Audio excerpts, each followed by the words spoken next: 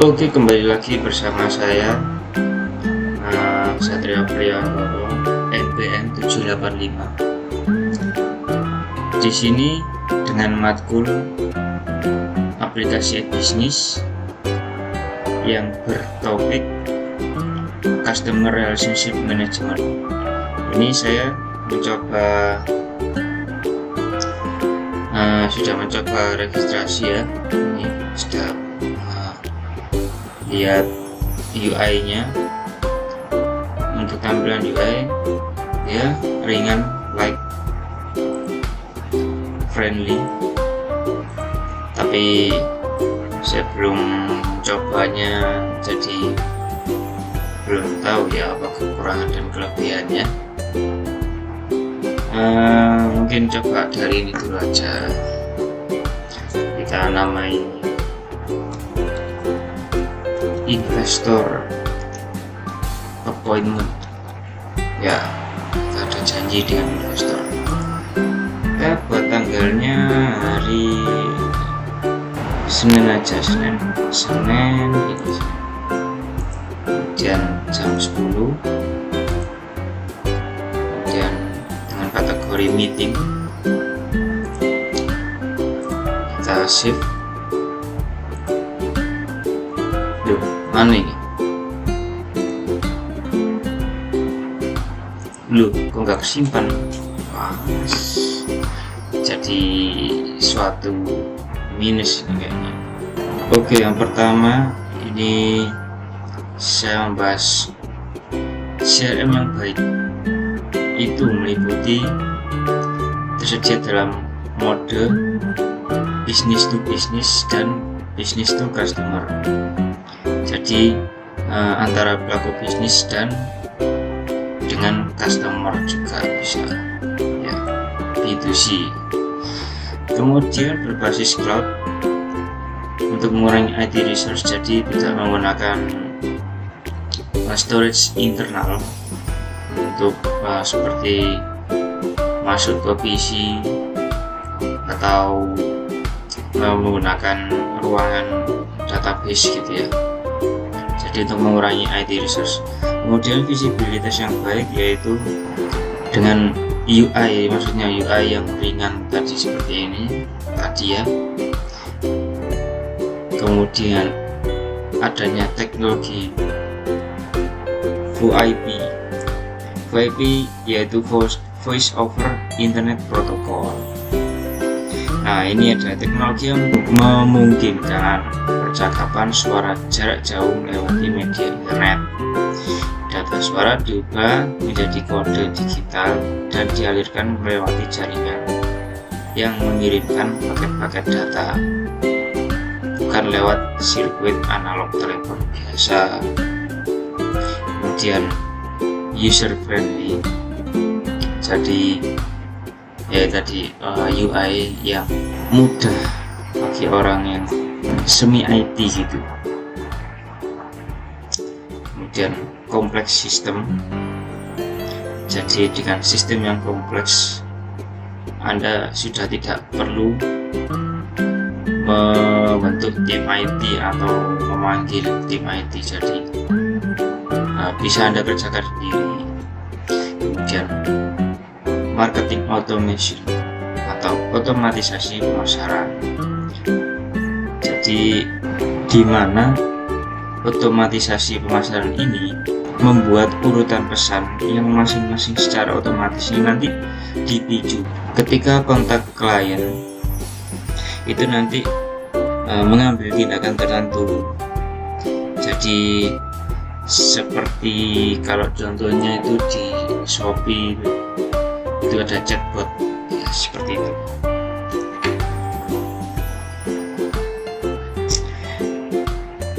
Jadi ketika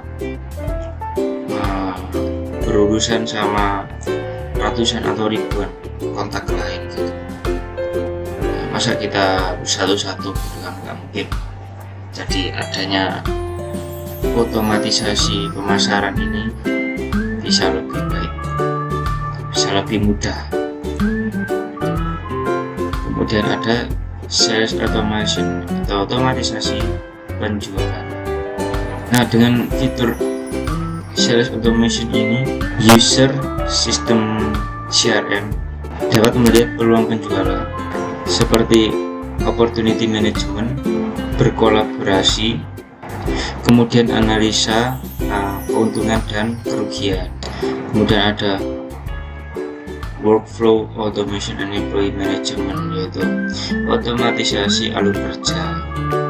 Contohnya seperti mengirim pengingat panggilan penjualan terjadwal pada employee atau pemberitahuan saat prospek baru memasuki sistem. Ya, contoh lain juga seperti membuat daftar tugas atau assignment. Kemudian selanjutnya ada business intelligence dan reporting. Jadi untuk menganalisa dan mengevaluasi. Contohnya juga seperti ada sales reporting, pelaporan penjualan, peramalan penjualan, sales forecasting. Selanjutnya ada mobile support, bisa diakses di mana saja dan kapan saja. Selanjutnya ada functional requirement seperti email utilities, compatibility with WIP standards, auditor, customer history, dan social media integration. Ini penting di zaman sekarang, jadi bisa berintegrasi dengan social media. Kemudian tentu saja adanya keamanan, contohnya role based access dan data encryption. Nah, untuk pro dan kontra ini, saya setelah melihat di beberapa review ini tadi ya, seperti ini. Kalau untuk kelebihannya sudah saya rangkum tadi, mengingatkan bisnis untuk menghubungi kontak yang sudah lama tidak mereka ajak bicara. Jadi ini seperti metode follow up dengan mengajak dan mengingatkan klien atau pelanggan lama untuk menggunakan kembali jasa atau layanan atau dengan membeli produk. Kemudian fungsi note taking dan sharing yang luar biasa. Sebelumnya ini saya kan pakai free trial, jadi mungkin fiturnya terbatas, jadi ini saya tidak bisa melihat keseluruhannya. Oke, selanjutnya yaitu banyak integrasi dengan SMB tools yang paling sering digunakan. Kemudian ada pro yang lainnya, yaitu adanya dokumen library, kemudian multi currency support, kemudian ada pipeline management, menganalisa, custom dashboard. Nah, ini boleh juga, ini user friendly dan UI yang mengerti dengan usernya. Kemudian email routing, REST API terintegrasi dengan social media. Ada software ini mudah digunakan, jadi user friendly saja, seperti tadi, user friendly, visibilitas yang baik. Kemudian ada kapsul CRM memiliki fitur manajemen kontak yang luas, tugas dan fungsi kalender, pelacak jalur penjualan, serta banyak laporan untuk meningkatkan pengambilan keputusan berdasarkan data.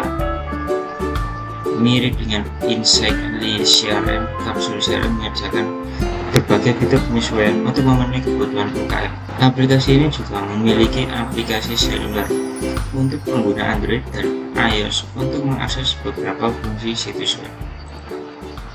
Kemudian tadi ya, kelebihan-kelebihannya pro dari kapsul CRM.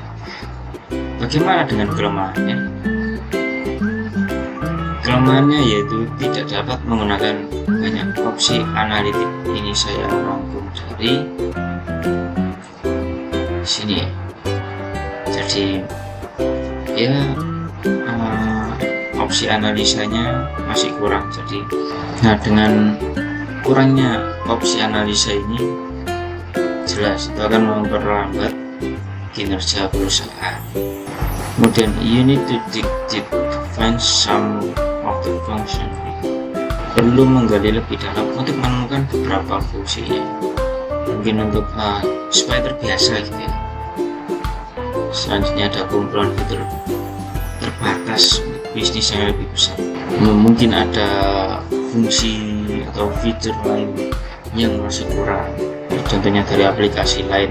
Kemudian tidak ada live chat seperti layanan customer atau customer service pada umumnya gitu ya. Kemudian tidak menggunakan chatbot atau AI, jadi sudah tidak ada live chat, tidak ada chatbot. Aduh, ini bagaimana dengan melayani? Apakah hanya melewat email gitu saja? Kemudian tidak adanya email marketing yang terintegrasi, jadi email marketingnya tidak terintegrasi. Kemudian pelayanan tidak tersedia 24 jam. Ini sudah tidak ada live chat, tidak ada chatbot, tidak tersedia 24 jam. Ini mungkin menjadi hal yang buruk. Kemudian tidak ada layanan telepon atau panggilan langsung seperti operator-operator pada umumnya. Tidak ada forum untuk para user, jadi tidak ada forum diskusi dengan user kapsul CRM ini. Free version memiliki fitur yang sangat terbatas. Ini saya lihat darinya, jadi hampir seperti tidak berguna ya kalau untuk mencoba trial ini. Jadi harus membeli langsung paket yang lengkap gitu ya, untuk menggunakan seluruh fitur. Oke, jadi kesimpulan dari saya, kapsul CRM ini masih kurang dalam fungsi. Contohnya ini tadi tidak dapat menggunakan banyak opsi analitik, jadi opsi-opsi analisanya ini masih kurang. Kemudian tidak adanya layanan pada customer.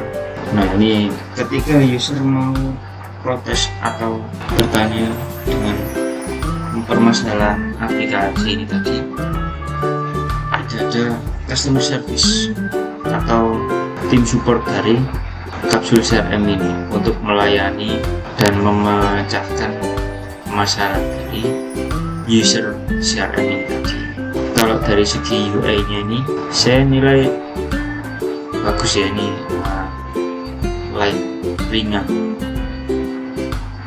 user friendly juga bagi saya yang berposisi sebagai tim IT. Kalau untuk non IT lumayan ringan juga ini untuk non IT. Nah, ini ada update professional practice report. Untuk reportnya ini harus mengupgrade dari trial ke paket profesional. Baik, itu tadi review saya dengan CRM kapsul ini tadi. Sekian dari saya untuk review CRM ini. Saya pamit undur diri. Wassalamualaikum warahmatullahi wabarakatuh.